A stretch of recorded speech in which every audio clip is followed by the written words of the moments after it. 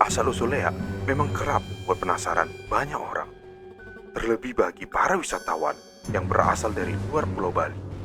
Seperti yang diketahui, selain keindahan alamnya, Bali juga memiliki banyak cerita mitologi yang sangat menarik. Salah satunya yaitu Leak Bali.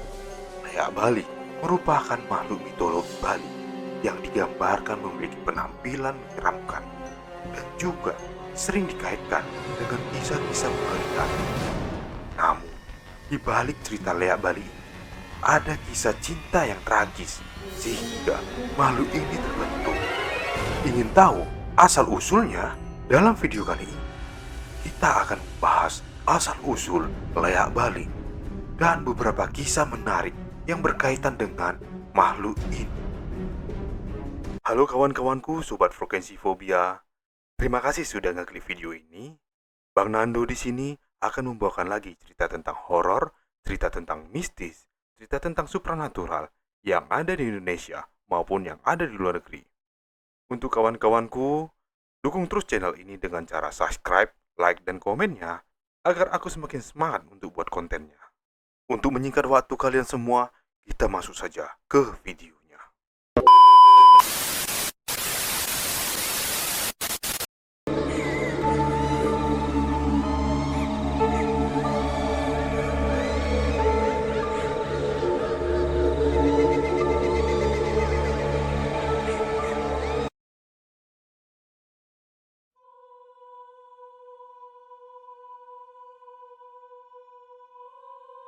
Awal cerita, Calon Arang merupakan cerita rakyat Bali yang diceritakan secara turun-temurun. Tidak jarang, kisah Calon Arang dibawakan dalam kisah drama maupun sendera tari di Pulau Dewata. Kisah Calon Arang juga memiliki hubungan dengan makhluk mitologi Leak. Bahkan dapat dikatakan kisah Calon Arang jadi cerita asal-usul keberadaan Leak di Bali. Menurut Teti Herarti, dalam buku Calon Arang yang judulnya adalah Story of the Woman Sacrifice to Patriarchy yang diterbitkan tahun 2012. Calon Arang merupakan seorang janda yang berasal dari Dusun Butu, Desa Sukorejo, Kabupaten Kediri. Diketahui kisah Calon Arang muncul pada masa pemerintahan Raja Airlangga. Kisah Calon Arang pertama kali disebut dalam prasasti Pucangan.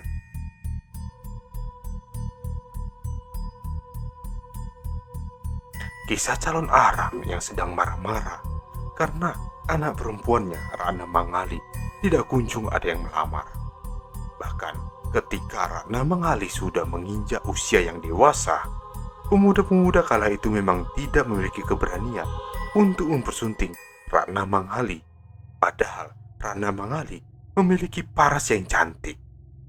Dikarenakan Calon Arang dikenal sebagai perempuan yang bengis. Disebut-sebut Calon Arang adalah penyihir sakti yang mandraguna, menyembah Dewi Durga, dan dapat mengubah dirinya menjadi leak. Calon Arang memang mempelajari ilmu hitam untuk menuntut balas atas kematian dari suaminya. Kematian suaminya belum diketahui siapa pelakunya. Katanya, kematian suaminya terkena oleh ilmu hitam. Oleh karena itu, dia mempelajari ilmu hitam dan ingin mengejar siapa pelakunya. Tapi saat ini, dia sedang marah. Kenapa tidak ada pria atau laki-laki di kampungnya untuk melamar putrinya Ratna Mangali? Dirinya pun menyebarkan petaka di kawasan kerajaan Kediri. Pada malam hari, dirinya memerintahkan pada muridnya yang bisa berubah menjadi leak. Ia memerintahkan para leak-leak ini untuk menyebarkan wabah mematikan yang sulit untuk disembuhkan dan bisa membunuh siapa saja. Melihat hal ini, Raja Airlangga akhirnya meminta Empu Bahula untuk menikahin putri calon Arang, yaitu Ratna Mangali. Raja Airlangga berharap dengan pernikahan ini calon arang berhenti menebar teluh. Calon arang terkekeh gembira mengetahui anaknya akan menikah. Maka diadakanlah pesta pernikahan besar-besaran selama 7 hari 7 malam. Pesta pora yang berlangsung ini sangat menyenangkan hati calon arang, dan Ratna Mangali dan Empu Bahulan, mereka semua jadi sangat bahagia. Terlepas dari niat semula, Raja Erlangga, Ratna Mangali dan Empu Bahula benar-benar saling mencintai dan saling mengasihi. Pesta pernikahan sudah berlalu, tetapi suasana gembira masih menyelimuti desa Gira. Empu Bahula adalah ajudan dari Raja Erlangga, mulai memanfaatkan saat ini untuk melaksanakan tugasnya. Suatu hari, Empu Bahula bertanya kepada istrinya, mengapa ibu mertuanya yang begitu sakti? Lalu Ratna Mangali menjawab bahwa kesaktian Nyai calon arang terletak pada kitab sihirnya. Kitab itu dapat memanggil Betari Durga. Kitab sihir itu tidak lepas dari tangan calon arang. Bahkan saat tidur, kitab itu digunakan sebagai alas kepalanya. Empu Bahula segera mengatur siasat untuk mencuri kitab sihir itu. Tepat tengah malam, Empu Bahula menyelinap memasuki tempat peraduan calon arang. Rupanya, calon arang tidur terlelap karena kelelahan setelah 7 hari 7 malam mengumbar kegembiraannya. Empu Bahula akhirnya menemukan buku itu dan memberikan kepada gurunya, yaitu Empu Barada. Calon arang yang mengetahui buku sihirnya telah dicuri menjadi murka dan meneluh siapa aja orang yang dia temui di desa Gira. Hingga akhirnya bertemulah Empu Barada dengan calon arang di daerah desa Gira. Empu Barada memperingatkan kepada calon arang agar menghentikan kutukan itu kepada penduduk yang tidak berdosa. Pertempuran yang dilakukan oleh calon arang dan Empu Barada berlangsung dengan sangat sengit. Keduanya mengerahkan semua kemampuan yang dia miliki hingga akhirnya calon arang pun kalah. Dirinya yang memuja Dewi Durga akhirnya tewas, tapi masih memegang ilmu-ilmu hitam atau ilmu leak tersebut. Ilmu itu berubah menjadi leak yang dimiliki oleh penyihir hebat itu yang dipercaya hingga saat ini. Kisah calon arang dan pertarungannya kini diangkat menjadi seni dari tarian barong. Tarian barong pun memiliki banyak versi. Salah satu versi sederhananya adalah versi ringkas tarian barong Rangda yang sering dipentaskan secara rutin di panggung di Garuda Wisnu Kencana atau GWK. Tujuan upacara leak merupakan sebuah ritual yang dilakukan oleh masyarakat Bali untuk mengusir roh-roh jahat yang diyakini berada di sekitar mereka. Dalam upacara ini, seorang dukun atau pemangku akan menggunakan kekuatan spiritualnya untuk memanggil dan mengusir roh-roh jahat, yang mana ritual ini diiringi dengan tarian dan musik tradisional Bali.